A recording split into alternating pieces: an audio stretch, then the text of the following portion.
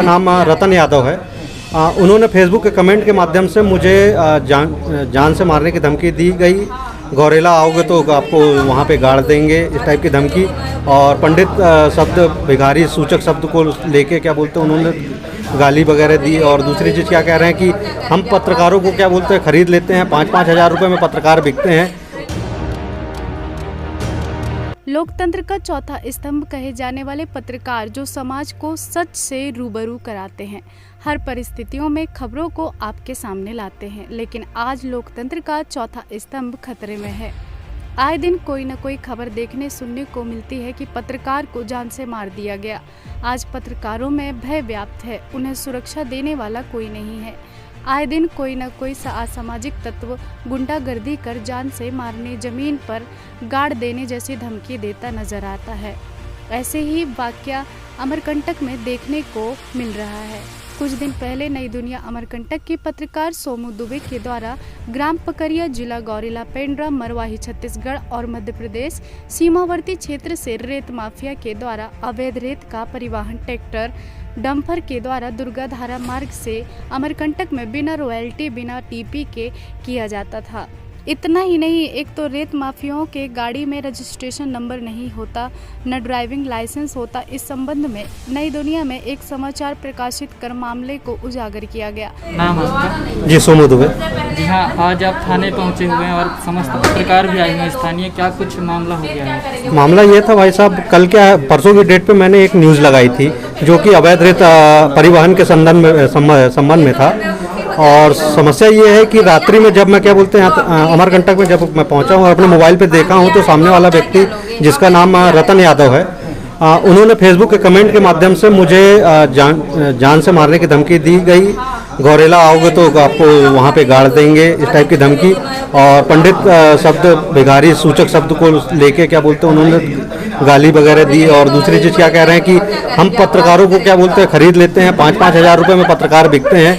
पत्रकारों को हम किसी भी पत्रकार में दम नहीं है कि क्या बोलते हैं अवैध रेत को रोक सके, इस टाइप की बातें उसमें क्या फेसबुक माध्यम से दी, जिसकी हमने रिपोर्ट अभी क्या बोलते हैं सूचना भी दर्ज कराई है। मैम बोल रही हैं कि क्या बोलते हैं इसकी जांच करने के बाद में FIR करेंगे, जिसका paper cutting social media Facebook page पर अपलोड की गई, जिसे देखकर रेत माफिया के गुस्से का बांध इस प्रकार फूटा जैसे कोई सांप सूंघ गया हो।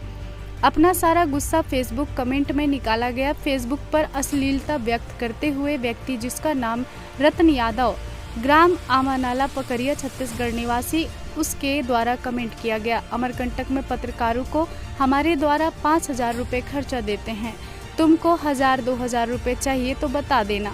आज तक ऐसा कोई पत्रकार पैदा नहीं हुआ जो अमरकंटक में हम रेत माफियाओं को रोक सके। तुम जैसे पत्रकार पैसों के भूखे हो। इतना ही नहीं, उसके द्वारा पंडित, भिखारी जैसे जातिवाचक शब्दों का उपयोग करते हुए अपशब्दों का प्रयोग किया गया।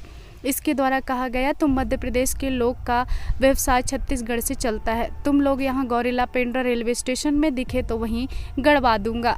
इस प्रकार की धमकी दिखाकर भय का माहौल बनाने की कोशिश की गई, जिसकी सूचना समस्त स्थानीय पत्रकारों के द्वारा थाना अमरकंटक पहुंचकर SI विशाखा उरेती को दी गई, जिसकी मामला की गंभीरता से जाँच कर संबंधित के खिलाफ सख्त से सख्त कार्रवाई करने की मांग की गई है।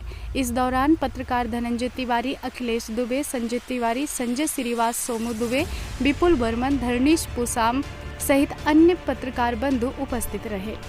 अमरकंटक थाना पहुंचे हुए हैं आज आप, किसी पत्रकार को धमकी दी गई, उस मामले की शिकायत को लेकर? अमरकंटक में काफ़ी दिनों से देखा जा रहा है कि अवैध रेत छत्तीसगढ़ के द्वारा यहाँ पे लाया जा रहा है, छत्तीसगढ़ के लोगों के द्वारा, और प्रशासन के द्वारा किसी प्रकार का ध्यान नहीं दिया जा रहा है। वो पत्रकार लोग अगर जो कुछ लिख रहे हैं उनके खिलाफ तो कोई किसी प्रकार का धमकी दिया जा रहा है या उनको डराया जा रहा है, और ना प्रशासन की तरफ से इसमें कोई कार्रवाई हो रही है, न तो पुलिस की तरफ से कोई कार्रवाई हो रही है। इसी के लिए हम आज थाना अमरकंटक में इसके विरोध में बताने आए थे कि इस प्रकार का मामला है कि रेत माफिया जो है यहाँ ज़्यादा बढ़ गए हैं अमरकंटक में, और इसके खिलाफ रोक लगाया जाए और यहाँ पे किसी प्रकार का रेत का अवैध काम ना हो।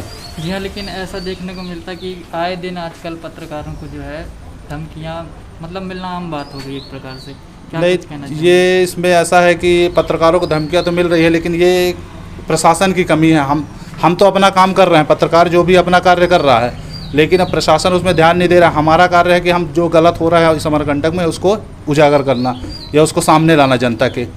अब अपन ये काम कर रहे हैं, लेकिन अगर जो प्रशासन उस पर ध्यान नहीं दे रहा तो इसमें प्रशासन की गलती है। लेकिन हम लड़ते रहेंगे और अपना कार्य करते रहेंगे, किसी प्रकार से कोई डरने की हमको ज़रूरत नहीं है, हम अपना काम करते रहेंगे। धन्यवाद। मैडम जी, अमरकंटक के स्थानीय पत्रकार यहाँ पर पहुँचे हुए हैं किसी मामले की शिकायत को लेकर, क्या कुछ मामला है?